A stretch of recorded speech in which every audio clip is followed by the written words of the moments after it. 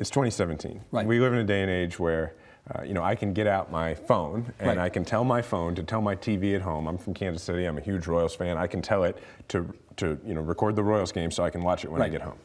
But I got to wait in line for 2.5 hours to vote sometimes. What about the question of the tech is not sufficient from a security standpoint to allow people to do that? Right. I'm not saying you should be able to vote on your phone. What I am saying is that the world we live in, naturally, there is a certain level of customer expectation. Yep. We all, if you see a product and you're like, I want to get that, you go to your phone and you've got it a couple of days later, right? Yep. And if you want to pay a little more, you got it the next day. Yep. So what that means is that this conversation has got to be about the fact that, at least when it comes to elections, that's one of the few areas where everybody in the country is a potential customer and should be treated that way. Yeah. And so what that means, if you look at states like Oregon, where you have mail-in voting, you have automatic voter registration, you have the whole smorgasbord of, it's basically the gold standard of how to do an election.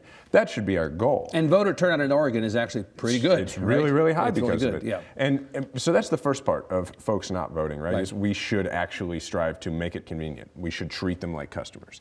But then the second part is, look, sometimes I think when folks don't vote, that's a vote. And I think that politicians have a tendency, and I'm a politician, but I tell my fellow politicians all the time, I say, whenever we talk about it, like, why don't these people vote? And we put it on the voter.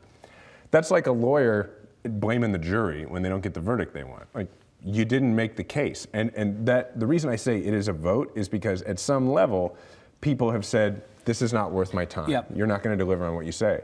So some of that is solved by us just being more genuine and getting more done, frankly.